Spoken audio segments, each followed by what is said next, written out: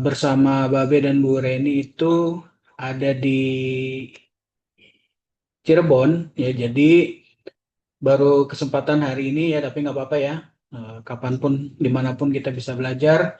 Nah, hari ini pembahasannya luar biasa menarik, yaitu sistem pembinaan yang melipat gandakan omset dan komisi.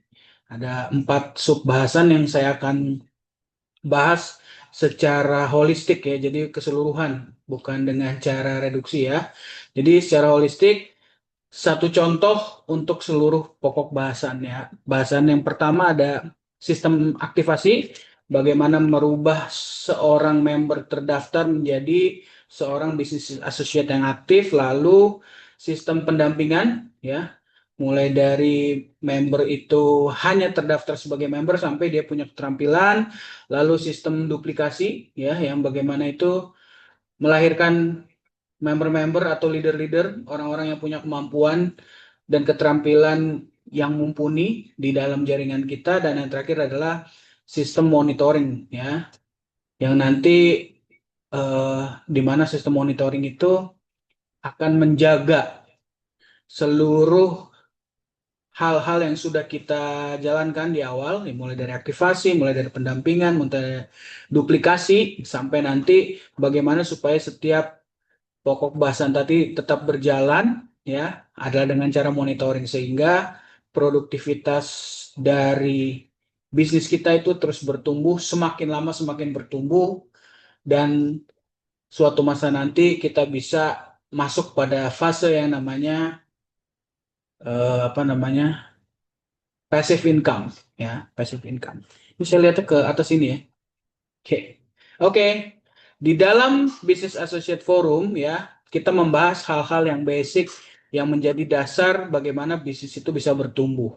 Ya, kalau kita lihat dalam satu teori ekonomi, di mana bagaimana dan apa yang menyebabkan sebuah bisnis itu bertumbuh, ya, bagaimana ekonomi bisa bertumbuh, ada teori yang namanya supply and demand. Next, ya.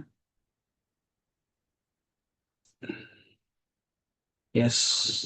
Terus, oke.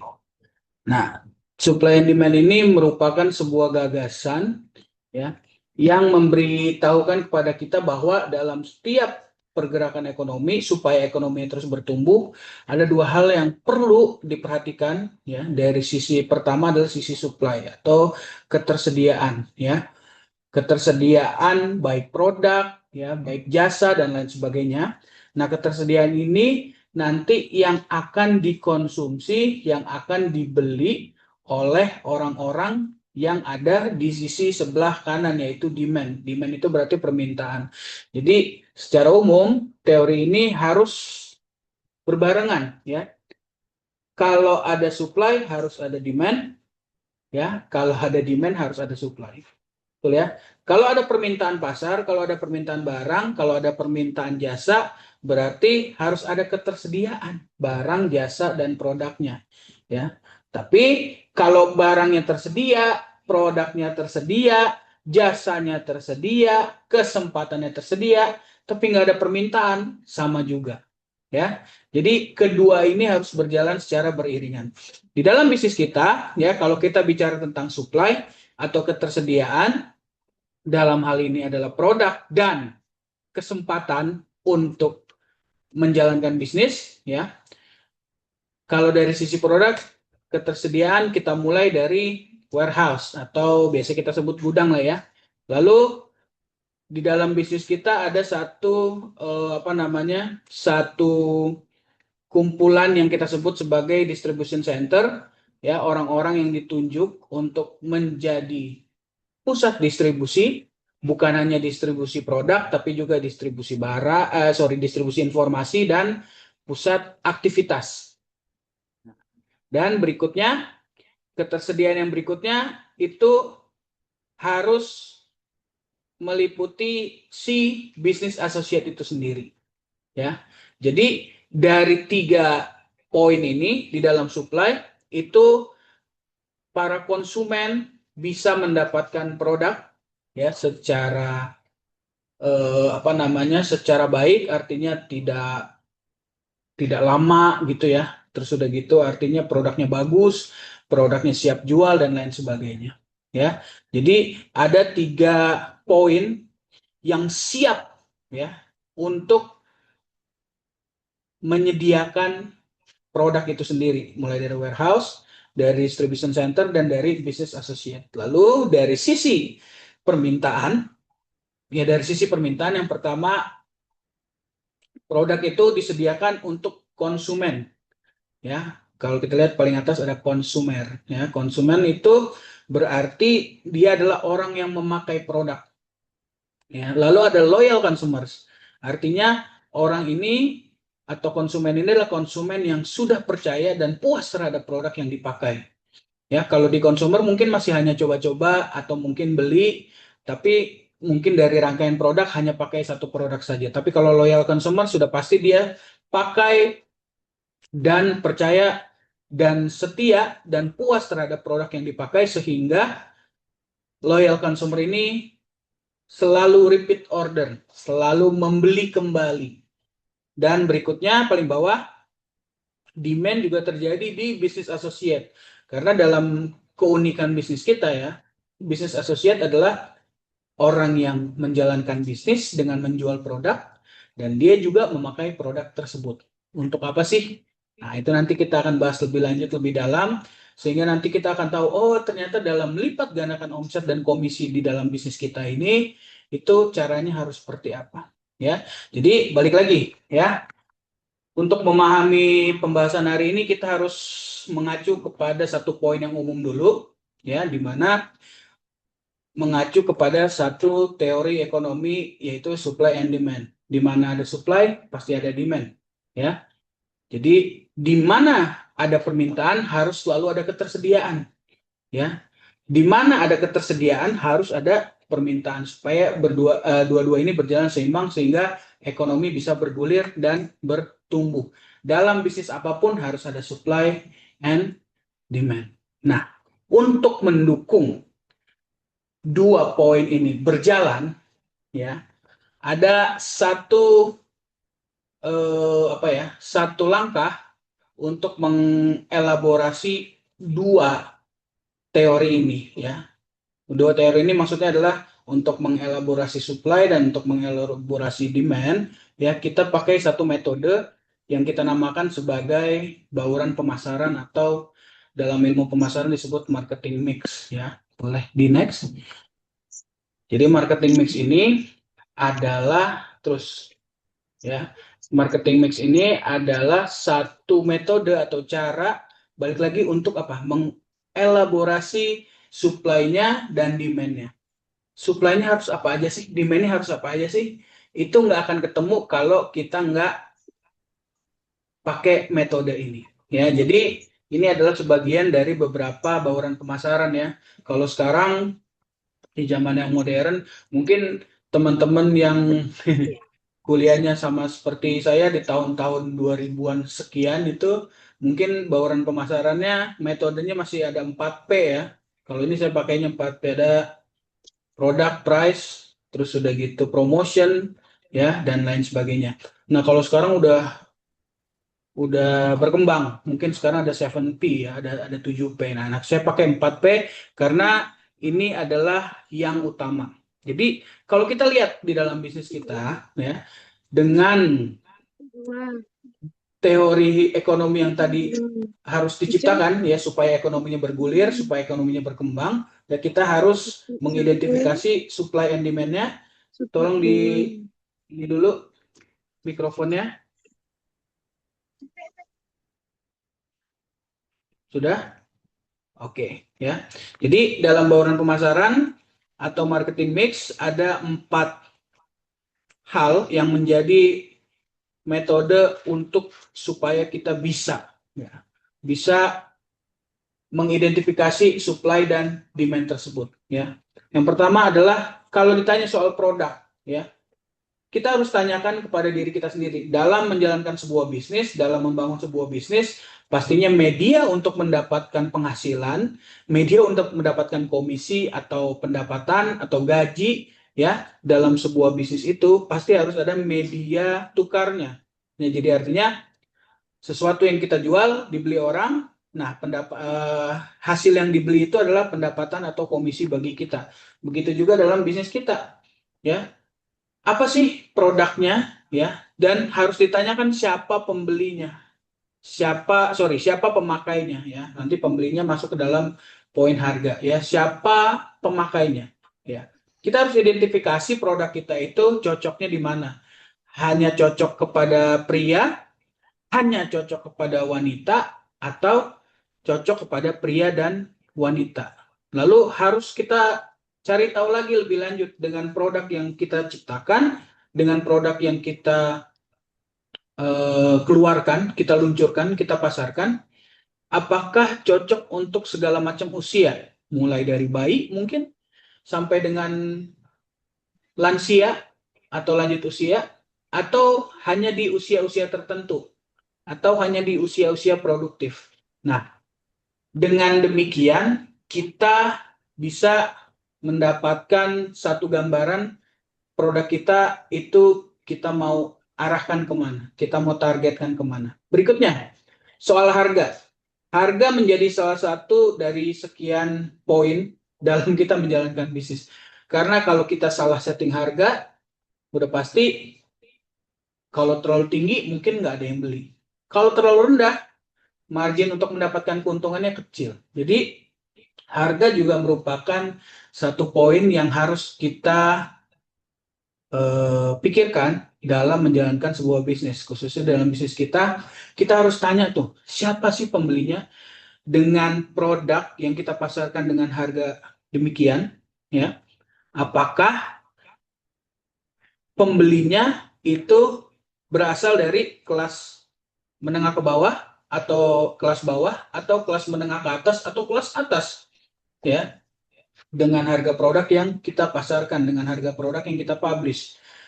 Terus udah gitu daya belinya, ya, udah pasti kalau daya belinya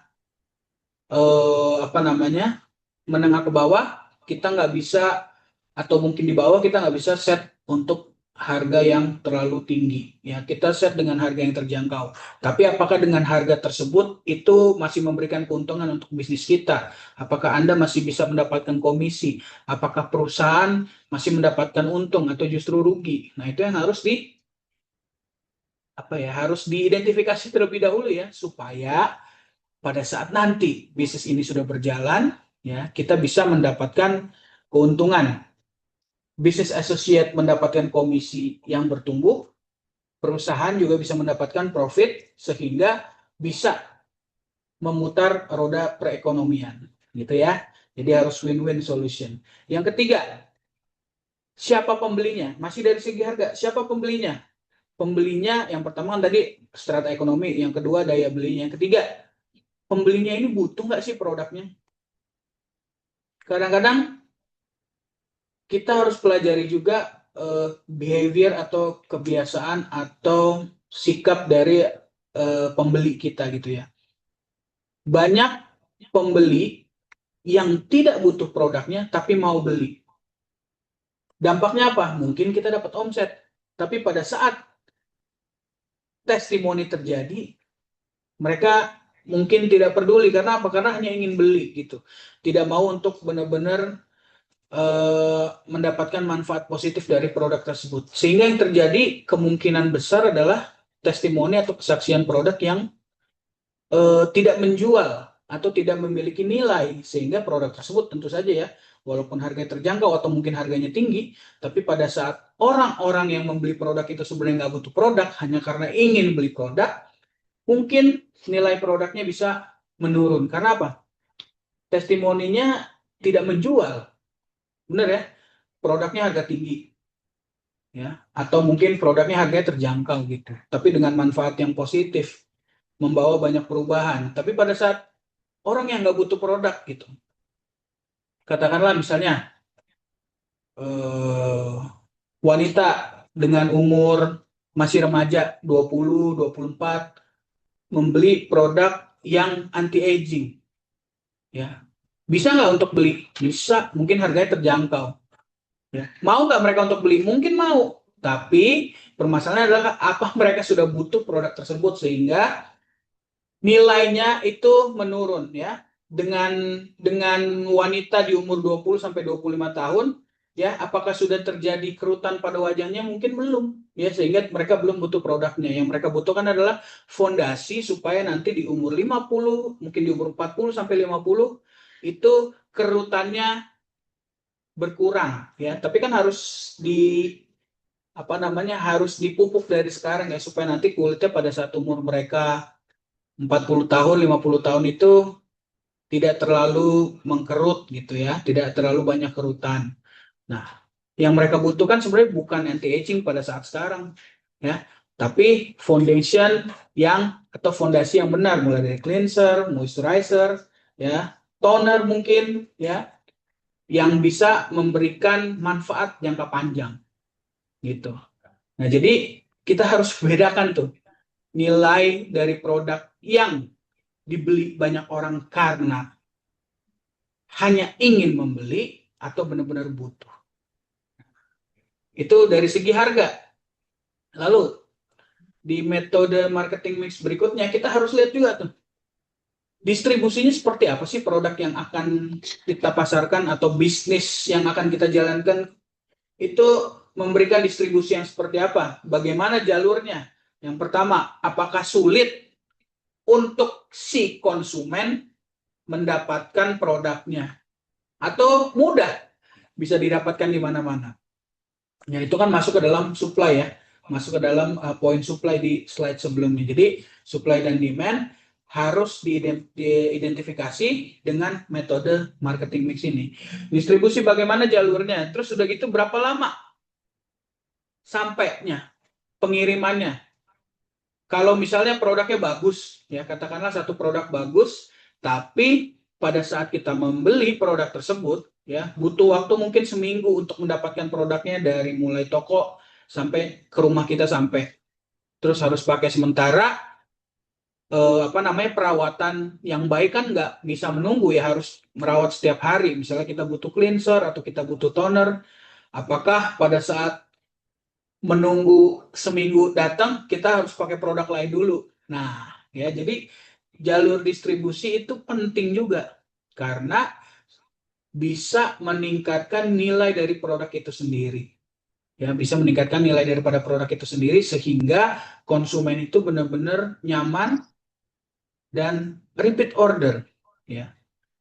Terus berikutnya ketersediaan produk, ya. Produknya bagus, harganya terjangkau. Eh Pengirimannya cepat, tapi yang keempat, ya, susah, inden. Nah, ini juga menjadi masalah ya. Jadi artinya orang-orang yang ingin merawat kulit, ya, kita kalau bicara misalnya produknya skincare, ya, orang-orang yang mau merawat kulit dalam perawatan rutin, namanya juga rutin, berarti kan setiap hari, mungkin ada pagi, siang, dan malam, ya. Ada beberapa item produk yang tidak tersedia, wah, yang pasti yang pertama nilai produknya jadi turun, trust level konsumen jadi turun sehingga repeat order jadi menurun juga. Nah, itu juga perlu dipikirkan juga. Dan yang terakhir adalah promosi melalui apa? Produk tersebut, kesempatan bisnisnya itu bisa dipromosikan lewat apa gitu ya. Lewat pengenalan produk dan bisnis ya, lewat komunitas yang suportif atau lewat pembinaan. Nah, ini juga penting karena bagaimanapun juga kalau produknya bagus, kita tahu harganya terjangkau, jalur distribusinya aman, terkendali, tapi kalau nggak ada yang tahu produk apa ya itu ya, karena nggak ada promosi sama sekali, nah itu yang bahaya juga. Artinya produknya nggak dikenal, gitu ya, karena nggak ada promosi. Jadi 4 poin dalam metode marketing mix ini harus kita jadikan sebagai acuan juga untuk menopang supply dan demand tadi, teori ekonomi tadi, ya, menopang supply and demand. Nah, korelasinya dengan bisnis kita itu apa sih? Ya, korelasinya dengan bisnis kita itu apa sih? Tentunya pasti ada ya. tentunya pasti ada. Nah, ini akan saya jelaskan supaya nanti teman-teman bisa mempunyai wawasan yang lebih rinci lagi pada saat nanti mau menawarkan bisnis ini kepada orang-orang lain. Jadi pada saat kita pitching deck, ya pitching deck itu artinya menawarkan bisnis ini kepada orang-orang yang Anda nilai bisa menjalankan bisnis ini, Anda punya wawasan tambahan yang bisa diberikan, diinformasikan kepada mereka supaya mereka satu percaya bahwa bisnis ini merupakan bisnis yang bisa memberikan penghasilan yang bertumbuh gitu ya. Oke, next.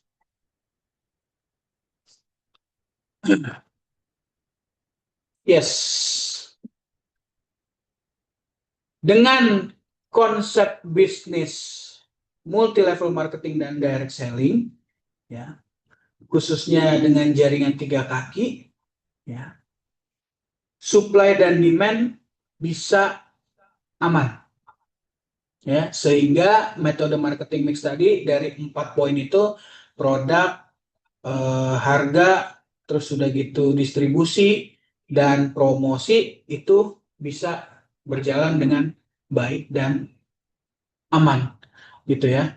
Nah, kenapa demikian saya bilang begitu? Karena di dalam jaringan trinari ini, jaringan 3 kaki, itu memungkinkan bisnis associate memiliki puluhan ribu jalur distribusi, ya, puluhan ribu jalur distribusi. Kenapa saya bilang demikian? Coba ya, sekarang di dalam Depindo Business Development Plan, ya kan kita diminta untuk membangun jaringan 3 kaki. Si A dengan jaringannya, si B dengan jaringannya, si C dengan jaringannya. Kalau kita lihat di sini, dengan 10 generasi kedalaman, ya, masing-masing jaringan kita diminta merekrut 3. 3 diminta merekrut 3 sehingga jadi 9.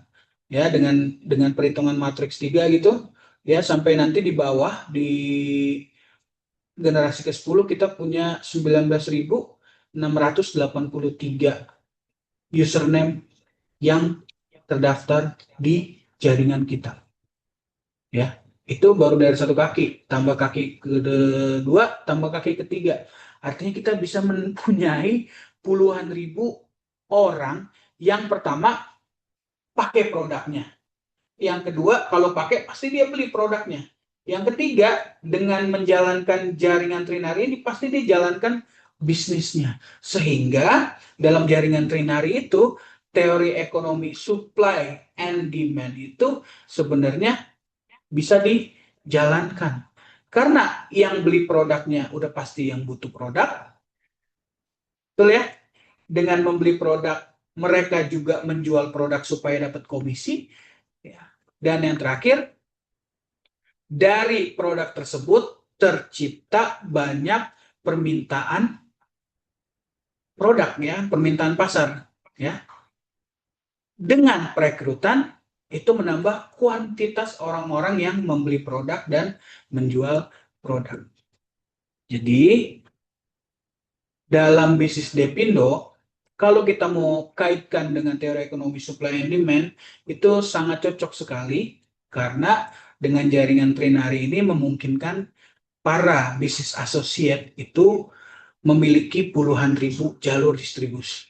Nggak gampang, yes, tapi bisa lebih mudah dilakukan dibanding kita membangun satu bisnis konvensional. Katakanlah kita bikin bisnis apa, jualan baju, kuliner, properti misalnya, atau insurance gitu, ya. Kalau jalanin bisnis kuliner, butuh modal berapa untuk membangun sebuah bisnis kuliner? Mulai dari tempat, karyawan, dapur, bahan masakan, ya, dan lain sebagainya. Baru satu cabang. Kalau Anda ingin punya minimal jalur distribusinya, jadi nggak cuma satu cabang, ada mungkin 2, 3, 4, 5, modalnya seperti apa. Nanti kita akan lihat ya, kita akan bandingkan bagaimana modal, seberapa besar modal yang Anda butuhkan di dalam bisnis Depindo untuk membangun puluhan ribu jalur distribusi, terus kita compare, kita bandingkan dengan model bisnis lainnya, biasanya bisnis konvensional gitu ya, untuk membangun sebuah usaha bisnis kuliner misalnya. Ya itu yang tadi saya bilang, ada kan poin-poin pos-pos modalnya kan, modal untuk sewa gedung misalnya, atau sewa ruko, sewa lapak ya, terus gaji karyawan, terus beli peralatan dapur, beli bahan masakan dan lain sebagainya. Ya, kita akan lihat sama-sama dan kita akan bandingkan sampai nanti ada punya pemahaman ya, atau mungkin Anda sudah lama nggak di-refresh lagi, oh iya ternyata sebenarnya dalam bisnis kita ini lebih simple gitu ya, dan bisa punya potensi yang lebih besar karena apa? Dari satu apa namanya? Dari satu Anda seorang diri aja udah bisa membangun atau memiliki puluhan ribu jalur distribusi. Oke, next.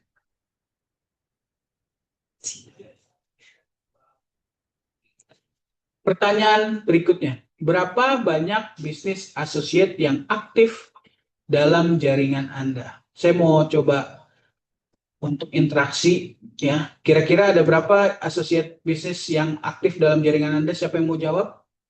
Ada yang mau jawab? Boleh buka mic. Atau Anda nggak tahu sama sekali? Berapa ya? Benar juga ya. Nah, ada nggak yang tahu berapa sih kira-kira bisnis associate yang aktif dalam jaringan Anda?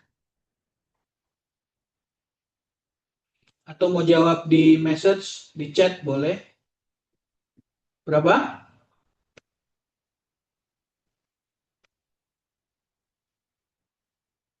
Nggak ada yang tahu sama sekali. BA-nya berapa? Ada berapa yang aktif? Nggak ada yang tahu. Astaga. Oke, ya. Secara ideal, ya, kalau kita lihat dari Depindo Business Development Plan, berapa sih yang bisa kita ciptakan?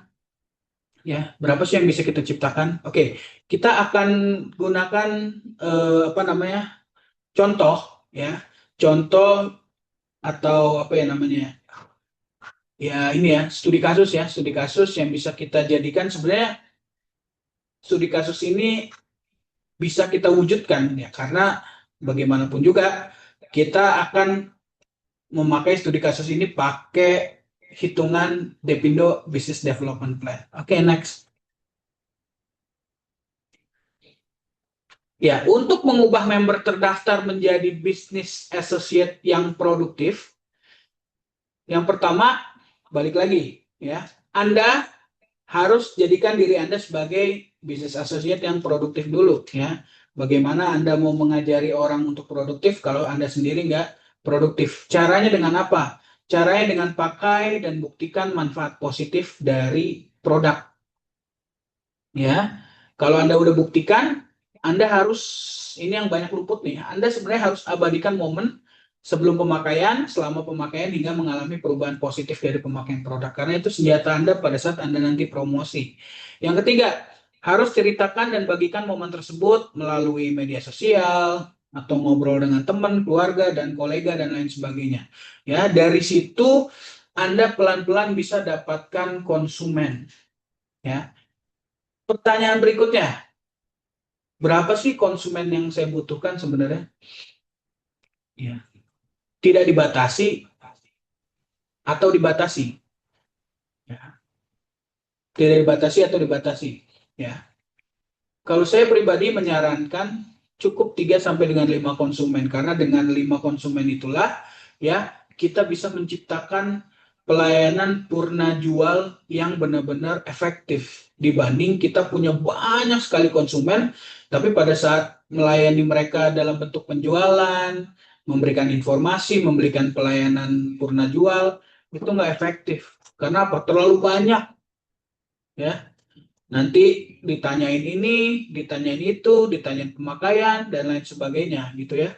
Jadi artinya untuk menciptakan pelayanan yang excellent, ya, saya sarankan cukup paling banyak 5 konsumen saja. Karena dengan 5 konsumen inilah kita akan berjalan, ya, dan kita akan ciptakan mereka menjadi konsumen yang puas dan setia terhadap produk yang kita pasarkan, dan juga menjadi orang yang selalu repeat order gitu ya. Oh, jadi seorang yang selalu repeat order ya. Kita lihat di sini, coba lihat contohnya.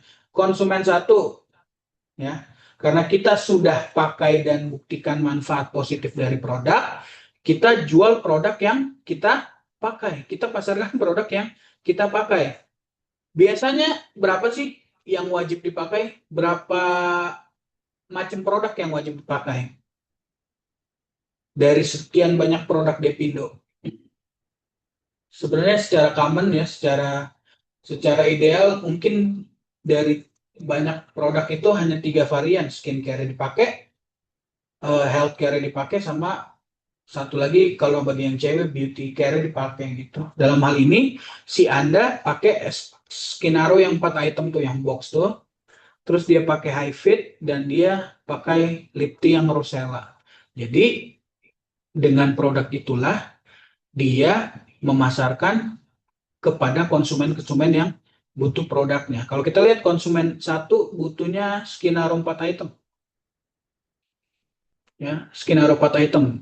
Dari konsumen yang pertama dia dapat komisi langsung sekitar 62.000. Konsumen yang kedua butuh Skinaro 4 item dan Lip Tea Rosella. Dari situ dia mendapatkan komisi 73.500. Dari konsumen ketiga, Anda mendapatkan orderan high fit karena konsumen 3 butuh high fit. Ya, Anda mendapat komisi langsung 24.000. Dari konsumen 4, Anda mendapat orderan Skinaro 4 item. Terus komisi langsungnya Anda dapat 62.000. Dari konsumen kelima, Anda mendapat orderan high fit dan Lip Tea yang Rosella. Ya, komisi langsungnya Rp35.000.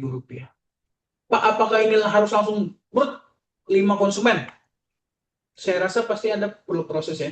Jadi nggak mungkin Anda langsung dapat 5 konsumen, saya yakin itu. Untuk mendapatkan konsumen pertama, kedua, ketiga mungkin ada jeda. Ada jeda ya beberapa lama, apalagi mendapat konsumen keempat dan kelima. Tapi ya yang saya yakinkan, jika Anda sudah mendapatkan satu konsumen ya dan konsumen itu puas dan loyal ya terhadap produk yang Anda pasarkan kepada mereka, itu biasanya nyebar. Ya, saya pakai produk ini bagus loh, rekomendasinya Anda gitu ya. Nah, dari situlah Anda bisa mendapatkan konsumen kedua, ketiga, keempat, dan kelima. Dengan ini saja, Anda sudah bisa mendapatkan komisi sebenarnya. Ya, komisi. Omset pribadi. Ya, omset pribadi. Kalau kita kan, hari ini kan judulnya kan melipat gandakan omset dan komisi. Kalau kita lihat, kita dapat omset pribadi itu 2.822.000. Dari mana? Dari penjualan produk tadi. Skinaro 4 itemnya ada 2. Sorry, 3. Lip Tea Rosella ada 2, High Fit ada 2. Ya di total jadi 2.822.000.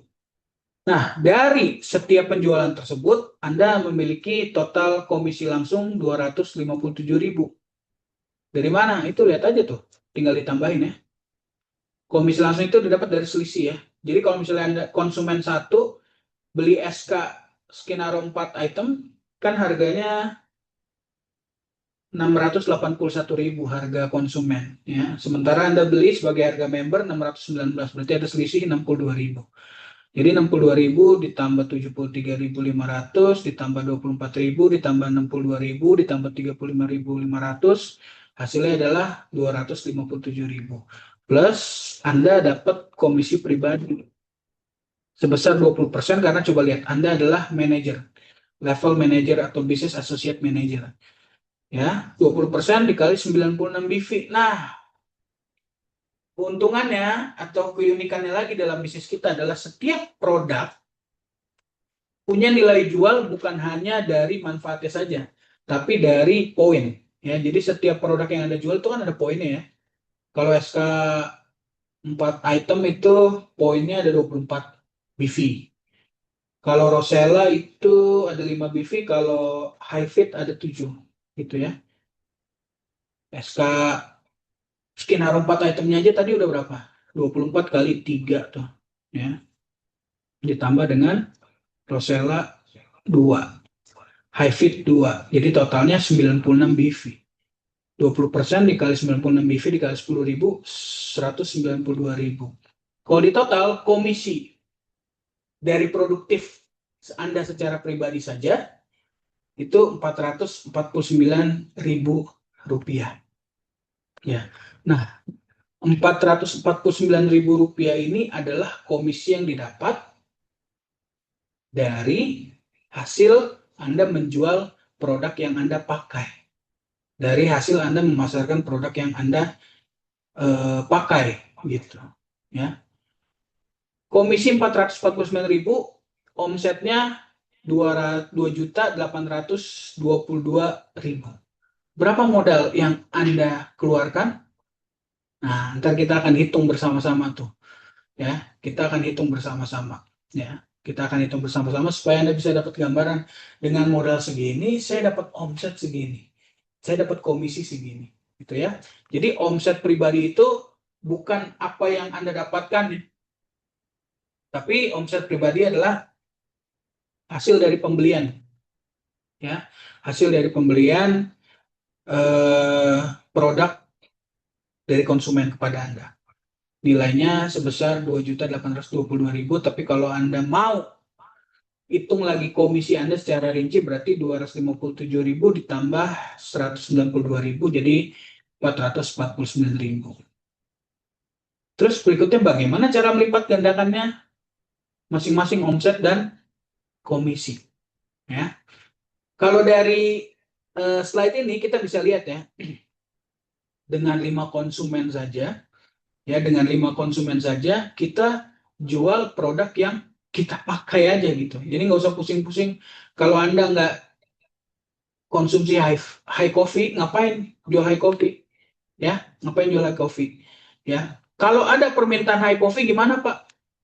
Ya, kita akan bahas nanti. Ya, kita akan bahas nanti. Oke, next. Untuk melipat gandakan komisi Anda, ya, kan tadi saya bilang di pertama kan ada sistem aktivasi. Ya, aktivasi itu berarti bagaimana caranya supaya BA kita menjadi BA yang produktif. Terus saya jelaskan lagi kepada Anda. Kalau kita mau menjadikan BA kita BA yang produktif, kita harus tahu bagaimana caranya. Bagaimana untuk mengetahui caranya adalah jadikan diri Anda dulu sebagai orang yang produktif sehingga Anda tahu caranya. Ya, bagaimana kita mau mengajarkan sesuatu kalau kita sendiri nggak tahu, gitu ya. Nah, supaya mendapatkan BI yang produktif, langkah-langkahnya adalah 1, 2, 3. Dengan 1, 2, 3 yang tertulis di situ, kita bisa mendapatkan 5 konsumen, kita bisa mendapatkan total komisi sebesar 449.000 rupiah bagi Anda sendiri. Terus melipat gandakannya seperti apa? Nah, akan ada di slide berikutnya. Yes, Anda diminta untuk mencari 5 konsumen dan mencari 3 orang di generasi 1. Ya, 3 orang di generasi 1 ini itu melibatkan yang saya ajarkan atau yang saya bagikan minggu lalu, yaitu fondasi 90 hari. Ya, fondasi 90 hari. Ya, ajak dan rekrut 3 mitra usaha. Ya, ajak dan rekrut 3 mitra usaha. Gimana ya caranya, Pak? Nah, coba ingat-ingat lagi minggu lalu apa yang saya ajarkan, apa yang saya bagikan, bagaimana cara merekrut, apakah melewati fase-fase yang tadi kemarin kan FAT, faithful, available, teachable. Nah, terus udah gitu ada keinginan, kebutuhan, dan apalagi satu lagi. Ya, terus udah gitu kalau mau tahu bagaimana caranya adalah identifikasi ya. Ada si A, si B, si C, si D, kebutuhannya apa aja. Bagaimana cara melihatnya dengan pakai metode apa? FORM ya. Ada keluarga, family, okupansi atau pekerjaan, recreation atau wisata, money atau penghasilan. Nah, itu kita lihat ya supaya nanti setelah diidentifikasi siapa aja yang cocok, nah kita masukkan ke dalam fondasi 90 hari ya. Rekrut 3 mitra usaha untuk menjadi downline Anda. Berikutnya yang harus kita lakukan adalah supaya mereka masing-masing sama seperti kita bisa mendapatkan 5 konsumen, ajarkan yang tadi tuh, yang sebelumnya di slide sebelumnya. Ya, ajarkan konsep pakai dan pasarkan. Ya, kalau kita back tadi, back Konsepnya apa? Kayak apa? Nah, pakai dan buktikan manfaat positif dari produk. Abadikan momen sebelum pemakaian, selama pemakaian, hingga mengalami perubahan positif dan pemakaian produk. Lalu cerita dan bagikan momen tersebut melalui media sosial, kepada teman, keluarga, kolega, dan lain sebagainya. Itu yang harus kita ajarkan dan benar-benar kita dampingin mereka pada saat kita minta mereka untuk lakukan 1, 2, 3 hal tersebut. Oke?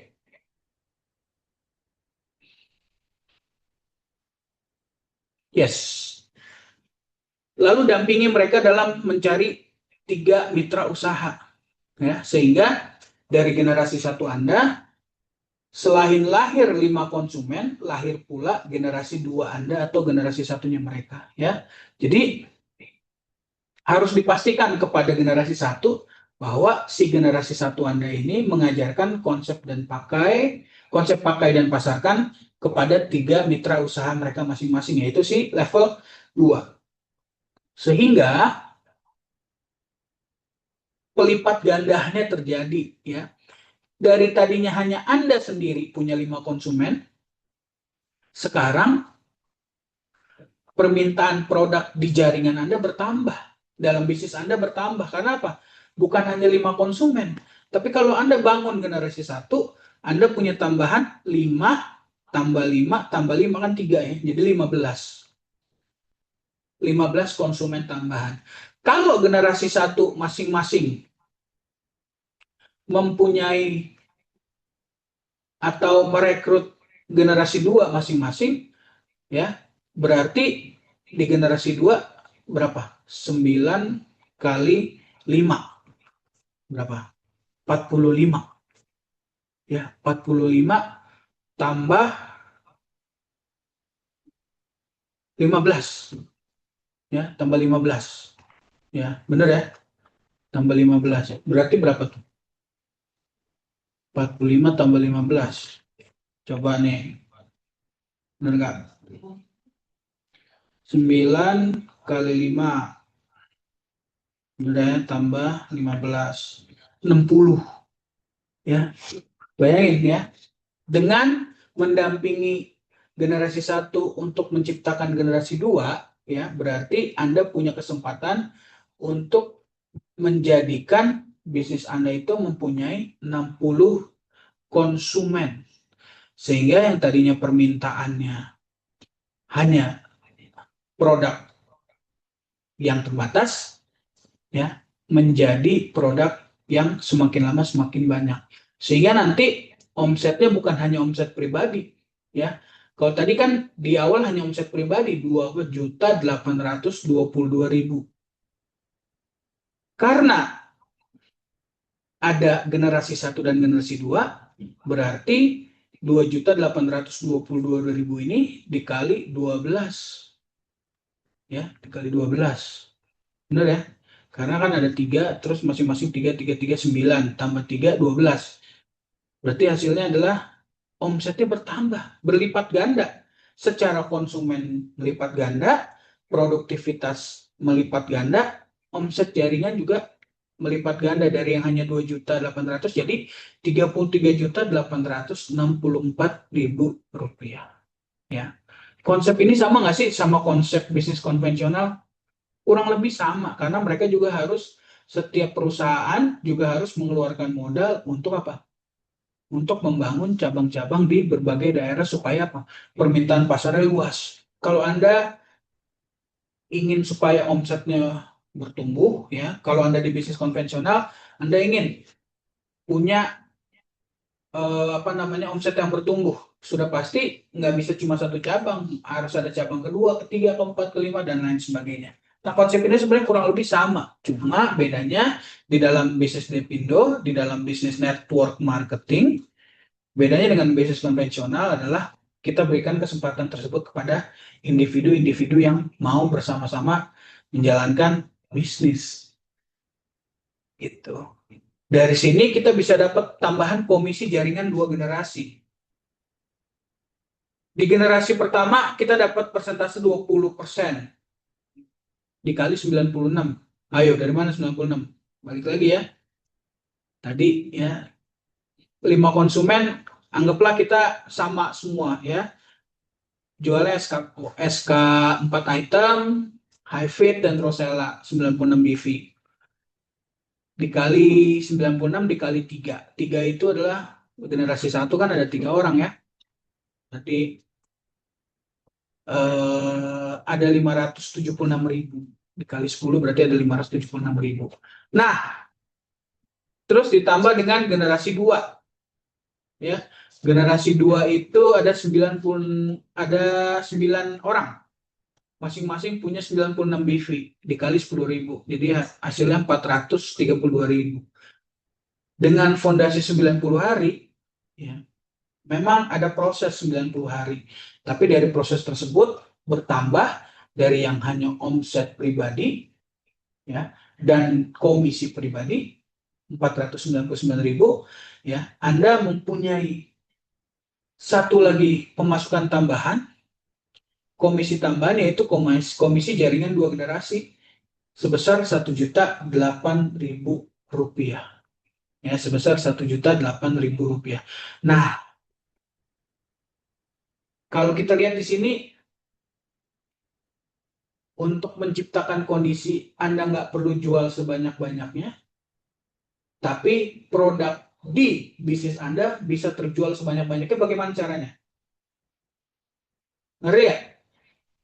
Anda sebagai pribadi yang mempunyai bisnis, nggak perlu jualan sebanyak-banyaknya. Cukup jualan kepada 5 konsumen aja. Ya, cukup jualan kepada 5 konsumen aja. Nggak perlu jual kepada 10, 15, 100 konsumen, nggak perlu. Cukup jual kepada 5 konsumen saja.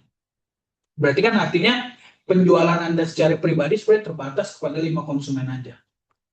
Tapi bagaimana dengan sistem networking ini, dengan sistem network marketing ini, produk di dalam bisnis Anda itu bisa terjual sebanyak-banyaknya? Adalah dengan fondasi 90 hari yang menciptakan 3 orang di generasi 1 ditambah 9 orang di generasi kedua. Ya, di generasi kedua. Jadi total produk yang terjual itu banyak. Tapi kalau ditanya, hebat kamu bisa jualan sebanyak itu? Enggak. Penjualan saya pribadi terbatas. Tapi saya bersama jaringan saya menjual produk, kuantitasnya bertumbuh. Bayangkan kalau nanti ada generasi 3, bayangkan kalau nanti ada generasi 4, bayangkan kalau ada generasi 5 sampai dengan 10 tadi di bawah tuh ada berapa tadi? 25.000 sekian.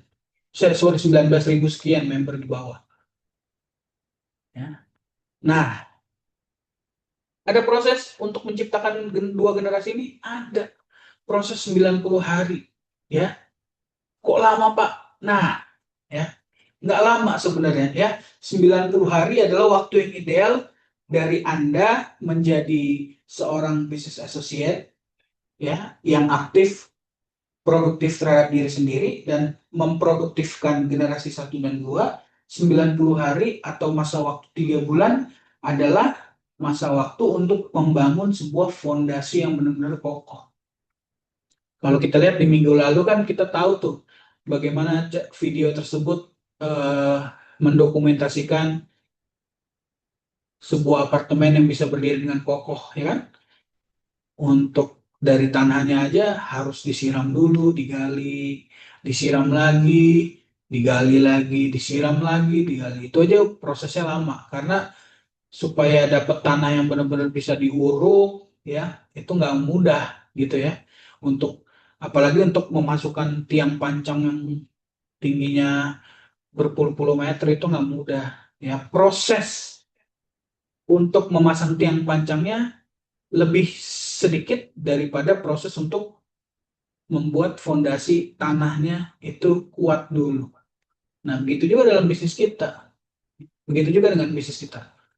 Kalau Anda jalankan fondasi 90 hari, bangun generasi 1 dan generasi 2, ya, generasi 3, 4 otomatis akan tumbuh. Karena apa? Karena generasi 1 dan 2-nya sudah dibekali dengan fondasi yang kuat, yaitu apa? Ya, pendampingan, pengajaran, yang tepat dari Anda.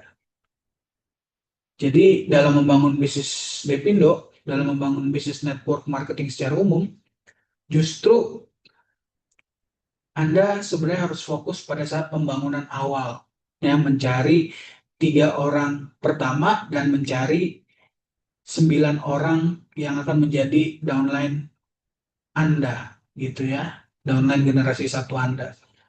Nah, inilah yang banyak luput, ya. Tapi kalau misalnya Pak, sekarang gimana sudah terlanjur? Ya, itu kita akan bahas di sesi lainnya ya, perbaikan jaringan. Tapi hari ini balik lagi ya, bagi Anda yang mungkin baru bergabung dalam bisnis Depindo, nah ini bisa dijadikan sebagai acuan. Ya, oke. Ya, jadi fondasi 90 hari penting. Omsetnya sama nggak? Omsetnya tetap sama. Ya, nanti kita akan lihat omset pribadinya tetap sama 2.822.000. Tapi lipat gandanya di mana? Karena Anda punya 12 jalur distribusi yang juga sama-sama menjual atau memasarkan produk. Jadi melipat ganda omsetnya ditambah jadi 33.864 rupiah. Komisi bertambah nggak? Lipat ganda nggak? Lipat ganda. Tadinya kan hanya dapat 499.000. Ini plus dapat 1.008.000. Apa sudah berhenti sampai situ? Enggak. Coba kita lihat. Ya, karena fondasi 90 hari ini sudah tercipta, ya, karena fondasi 90 hari ini sudah tercipta, maka ya komisi-komisi yang berikutnya itu akan juga bertambah. Ya, Anda juga akan bisa dapatkan. Coba next. Tadi saya bilang jaringan Trinari adalah memungkinkan bisnis asosiat untuk memiliki puluhan ribu jalur distribusi. Kita nggak usah bicara puluhan ribu dahulu. Kita bicara generasi 1 dan generasi 2 dulu. Ya. Di generasi 1, kalau masing-masing, ya kita sambil hitung ya, kalau masing-masing punya 96 BV, tadi kan 96 BV ya, berarti kalau ada 3 berarti sudah 288 BV yang tercipta. Di generasi 2, kalau masing-masing punya 96 BV, berarti 96 kali 9. 864 ditambah 288 itu dia. Anda punya produktivitas dalam BV sebesar 1.152 sama ya, 1.152 BV. Dalam jaringan Trinari, di bonus keseimbangan jaringan, kalau Anda adalah seorang manajer, ya, business associate manager, Anda punya hak sebesar 15% atas produktivitas jaringan Anda di generasi 1, 2, 3, sampai dengan 10. Tapi karena hari ini contohnya baru sampai di generasi 2, Anda sudah bisa mendapatkan potensi besar berapa? 1.728.000 rupiah. Tambah lagi nggak? Melipat ganda komisi nggak? Tambah. Next, coba next. Nah, omset jaringannya tetap sama. Ya, nggak ada yang berubah. Melipat ganda omsetnya sekali, melipat gandakan komisinya udah 3 kali. Ya. Dari step pertama secara pribadi, step kedua membangun generasi 1 dan 2, step ketiga masing-masing sudah punya produktivitas tambahan 1.728.000 rupiah. Ya, 1.728.000 rupiah.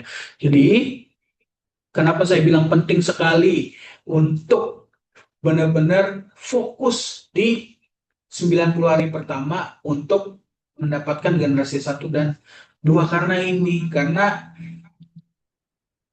dengan kompetensi yang didapat dari generasi 1 dan 2, nanti generasi 3, generasi 4, generasi 5 sampai dengan generasi 10 pasti juga akan produktif. Ya. Pak, tadi Bapak bilang di awal kalau saya sampai punya generasi ke-10 berarti punya 19.000. Itu gimana nyarinya, Pak? Nah, ya, ini yang banyak salah kaprah dari kita ya. Kita harus nyari sampai 19.000 orang. Enggak. Makanya saya bilang ya, kegiatan aktivitas pribadi bisa kita batasi, penjualan pemasaran pribadi bisa kita batasi, tapi secara jaringan ya itu tidak terbatas. Generasi ke-10 dapat dari mana? Dari generasi ke-9. Generasi ke-9 dapat dari mana? Dari generasi ke-8, 8 ke-7, 7 ke-6, 6 ke-5, 5 ke-4, 4 ke 2. Ya, 4 ke 2. Nah, terus dari 2, generasi 2, siapa yang menciptakan? Siapa yang menciptakan? Generasi 1. Generasi 1, siapa yang menciptakan? Ayo.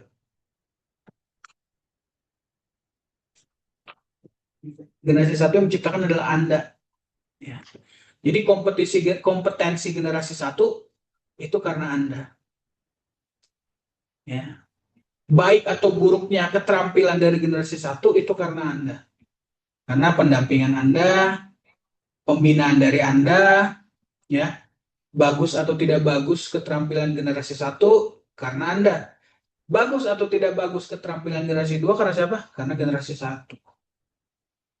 Baik atau tidaknya keterampilan kompetensi generasi 3 karena generasi 2. Generasi 4 terjadi karena generasi 3. Kompetensinya bagus atau enggak karena generasi 3. Begitu seterusnya sampai generasi ke 10. Jadi kalau dasarnya sudah kuat, ya, kita berharap bahwa generasi sampai turun ke bawahnya juga bagus. Nah, ini seperti yang kita lihat, ya, pertumbuhan komisinya itu jelas gitu ya. Jelas. Oke, next.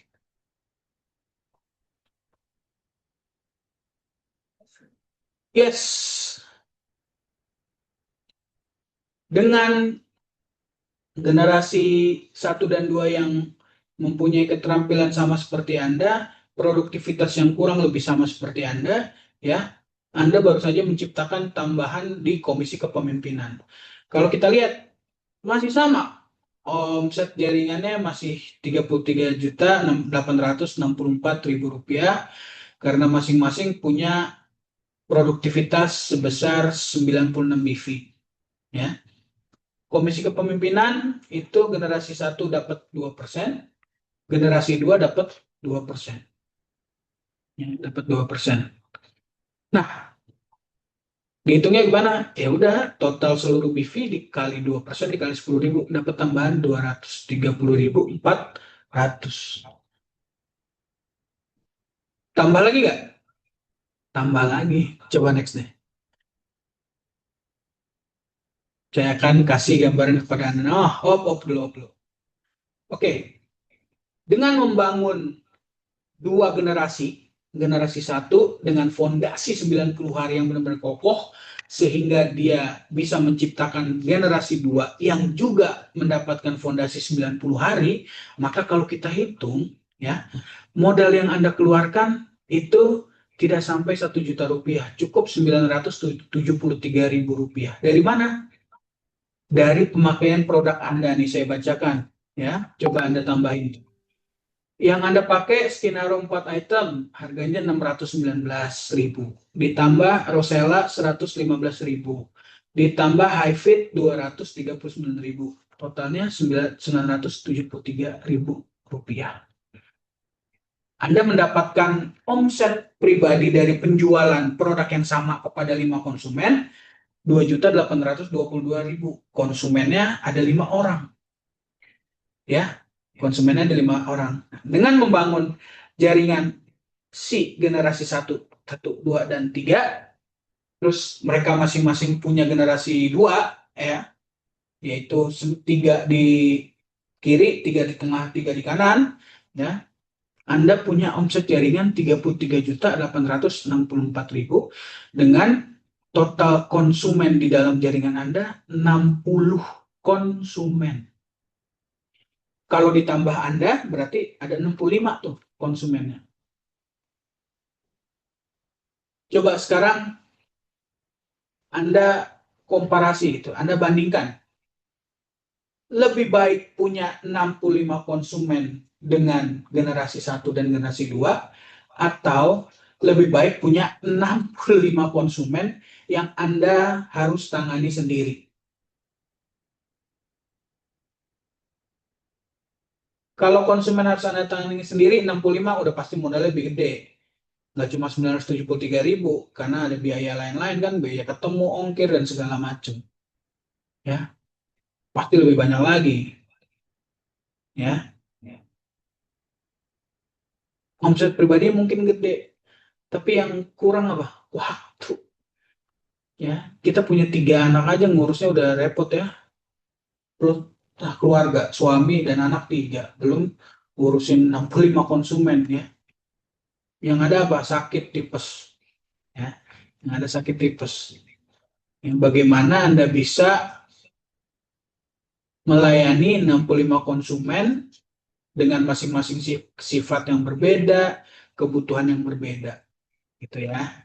Jadi di bisnis network marketing khususnya di bisnis Depindo ya, kita tidak diminta untuk mencari konsumen sebanyak-banyaknya, tapi kita difasilitasi ya dengan sistem networking, pemasaran harus terjadi sebanyak-banyaknya, tapi bukan dari kita secara pribadi, gitu ya. Tidak hanya dari kita secara pribadi. Nah, inilah caranya, gitu ya. Inilah caranya. Kalau kita lihat lagi, next. Komisi langsung tadi dapatnya 257.000. Transaksi pribadi dapatnya 192.000. Jaringan 2 generasi dapatnya 1.008.000. Keseimbangan jaringan dapatnya 1.728.000. Kepemimpinan dapat 230.400. Jadi total komisi yang Anda dapatkan 3.415.400 dengan modal 973.000. Jadi kira-kira dapat komisinya tuh sama modal kalau dibandingkan ya sekitar 20% lah modalnya ya. Ya, gitu. Jadi artinya tapi banyak save-nya gitu loh. Ya, modalnya lebih kecil, total komisinya dapatnya lebih besar, terus udah gitu apa? Waktunya nggak terbuang banyak. Ya, karena kita berbagi waktu dengan mitra-mitra generasi 1 dan mitra generasi 2. Tapi tetap dapat komisi dari produktivitas. Nah, ini bedanya bisnis networking dengan bisnis konvensional yang kita harus jalan sendiri. Walaupun ada karyawan, ya coba bayangin kalau Anda dapat total komisi 3.400.000, tapi Anda harus bayar gaji karyawan, gaji admin misalnya. Gimana? Ya kan? Berarti kan ya komisinya keuntungannya jadi lebih sedikit gitu ya. Nah, inilah yang menjadi sebenarnya esensi daripada bisnis jaringan atau bisnis Depindo, bisnis network marketing.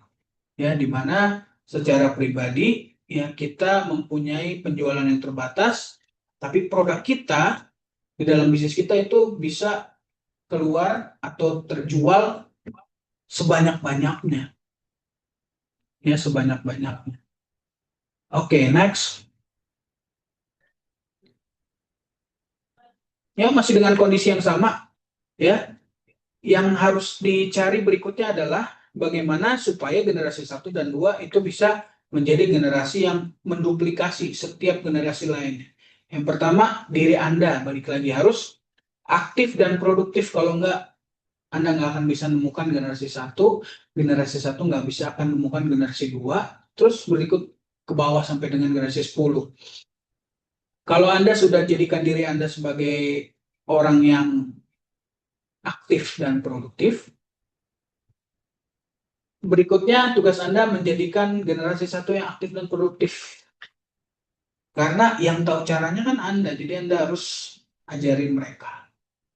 Terus berikutnya harus dampingi si generasi 1 menjadikan generasi 2 aktif dan produktif. Nah, ini harus berjalan ya. Fondasi 90 hari Anda ke generasi 1 ya. Pada saat generasi 1 melakukan fondasi 90 hari ke generasi 2, Anda harus dampingi. Waktu akan terbuang lebih banyak di awal. Tapi lihat, pada saat generasi 2 sudah berjalan, generasi 3, 4, 5, sampai dengan generasi 10, ya, semakin sedikit waktunya. Jadi memang untuk fondasi awal, generasi 1 dan generasi 2, kita harus sediakan waktu lebih banyak lah dalam pengembangan jaringan. Tapi pada saat sudah mulai tercipta generasi 3, 4, 5, ya, waktunya semakin sedikit, tapi komisinya semakin bertumbuh. Ya. Lalu langkah berikutnya adalah monitoring. Ya, monitoring Anda harus menjadi orang yang selalu aware terhadap perubahan ya, karena bagaimanapun juga ya dalam generasi 2, 3, 4, 5 sampai dengan ke bawah itu kan semuanya isi manusia dengan berbagai pemikiran, dengan berbagai masalah kendala mereka mungkin di rumah dan lain sebagainya, mood ya, emosi dan lain sebagainya.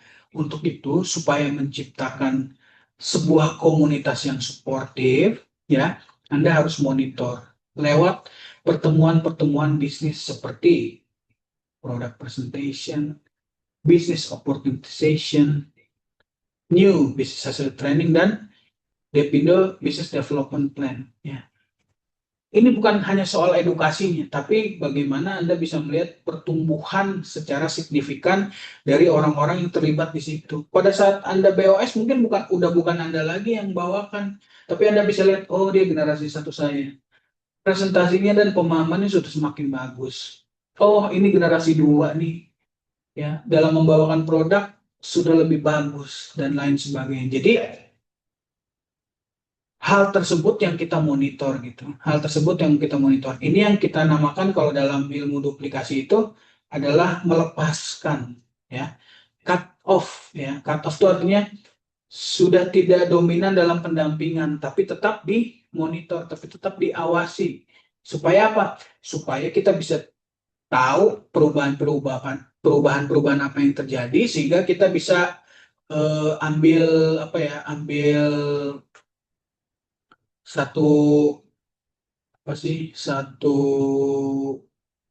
tindak pengawasan ya kalau misalnya terjadi gesekan antara downline gitu ya, itu kan nggak menutup kemungkinan terjadi ya antara downline satu dengan downline lainnya beda pendapat, selisih dan lain sebagainya. Nah, dengan monitoring itu, kita bisa menciptakan komunitas yang suportif. Jadi monitoring tuh bukan berarti mengawasi, kamu salah nih, kamu salah. Enggak, ya. Tidak boleh begitu ya, karena nanti pada saat Anda menjadi seorang leader, dituntut untuk apa? Humility atau rendah hati gitu. Sehingga pada saat mengajarkan, bukan yang terjadi, bukan menuduh gitu ya, oh kamu salah, enggak. Tapi bagaimana caranya untuk memperbaiki hal tersebut dari yang salah sehingga menjadi lebih baik lagi lewat monitoring ya. Jadi sistem aktivasi, sistem pendampingan, sistem duplikasi dan sistem monitoring terbaca lewat sini ya. Artinya semua sudah dilakukan dalam satu metode yang kita sebut sebagai apa? Metode pertumbuhan jaringan atau pengembangan jaringan. Ya, bayangkan kalau dari 2 generasi saja kita sudah bisa dapat komisi sekitar 3 juta sekian tadi ya. Apalagi ada generasi 3, generasi 4, generasi 5 sampai seterusnya. Apalagi kalau BV-nya beda lagi ya. BV-nya lebih besar misalnya. Sudah pasti hasilnya akan semakin besar. Intinya, balik lagi, intinya adalah bukan sebanyak mungkin Anda menciptakan generasi per generasi, enggak. Karena puluhan ribu jalur distribusi itu akan terbentuk kalau Anda membangun fondasinya dari generasi 1 dan generasi 2 itu benar-benar dilakukan dengan seksama, dilakukan dengan ideal lewat fondasi 90 hari. Sehingga omset dan komisi bisa melipat ganda. Bisa melipat ganda dan akhirnya Anda bisa mendapatkan penghasilan yang terus bertumbuh dari waktu ke waktu dengan Anda saat ini atau nanti mungkin Anda sudah nggak ada. Bisnis ini sudah diwariskan kepada anak cucu Anda. Next. Jadi yang pertama harus bangun jaringan konsumen yang puas dan setia terhadap produk yang Anda jual. Yang kedua harus bangun komunitas suportif lewat jaringan pergenerasi dengan aktivitas yang konsisten dan terjadwal. Oke, Next. Terima kasih, semoga bermanfaat. Mungkin ada pertanyaan dari teman-teman ya, sebelum nanti kita akhiri sesi ini dan kita masuk ke sesi berikutnya di minggu depan. Bagaimana strategi berjaringan biaya yang sudah ada sementara biaya yang aktif hanya pakai jual? Nah, ini kebetulan adanya di materi minggu besok Kak Diva. Jadi minggu besok apa namanya kita datang ya, kita Kak Diva datang lagi supaya nanti saya akan bedah bagaimana sih caranya supaya BA-BA yang ada ini mau digimanain nih gitu. Ya mau digimanain ya. Kalau boleh juga saya studi kasus di jaringan Kak Diva kalau boleh itu saya jadikan contoh. Kalau nggak boleh ya nanti saya cari jaringan lain gitu ya. Supaya kita bisa benar-benar tahu dan real gitu loh. Datanya real. Misalnya nih, kan Kak Diva nanya tadi tuh apa tuh? Bagaimana strategi bedah jaringan BA yang sudah ada sementara BA yang BA-nya hanya aktif pakai dan jual saja gitu. Nah, saya nanti bisa ambil data dari data yang real. Misalnya karena Kadifa yang nanya, berarti saya nanti ambil data dari jaringan Kadifa. Oh, yang pakai segini, yang jual segini. Nah, kira-kira yang lainnya kemana ya? Itu mau diapain ya? Bagaimana cara supaya apa namanya produktivitas tumbuh dengan cara A, B, C, D, D. Nah, itu kita sebenarnya itu Kak Diva nanyanya terlalu terburu-buru karena itu adalah materi untuk bagian daripada materi untuk minggu besok. Jadi saya akan jawab di minggu besok supaya benar-benar beberapa jam ya di minggu besok itu kita bisa benar-benar dapatkan jawaban yang benar-benar bisa dijalankan sehingga bisa memberikan dampak positif bagi perkembangan jaringan masing-masing teman-teman. Oke Kak Diva, next week ya.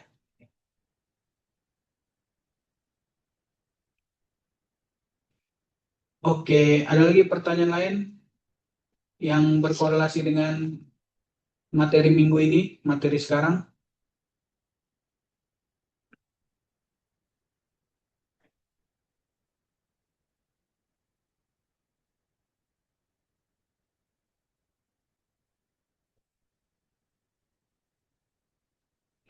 Oke, kalau tidak ada, saya sudahi dulu ya. Mudah-mudahan materi hari ini bermanfaat ya. Jika nanti ada teman-teman yang mungkin belum sempat hadir join downline-nya, nanti disediakan oleh tim media communication dalam hal ini Ibu Lintang di YouTube ya Bu Lintang ya. Di YouTube juga Anda bisa nonton gitu ya. Oke, terima kasih untuk hari ini semuanya. Sehat-sehat selalu ya. Sampai jumpa di minggu depan. Kak Diva, jangan lupa minggu depan saya jawab bagaimana caranya. Dan juga di hari ini adalah hari terakhir promo suka-suka. Jadi teman-teman tolong manfaatkan sebaik-baiknya. Langsung hubungin DC-nya untuk minta dapat promo yang mana, beli promo yang mana silakan supaya eh, kita bisa mendapatkan sekali lagi manfaat dari produknya dan juga kita bisa mendapatkan komisi yang bertumbuh. Oke, sampai jumpa di kelas berikutnya minggu depan. Terima kasih, Om Tetap Erik. sehat selalu, tetap semangat selalu. Salam Depindo, dahsyat Sehat luar biasa. Terima kasih. Terima kasih, Om Erik.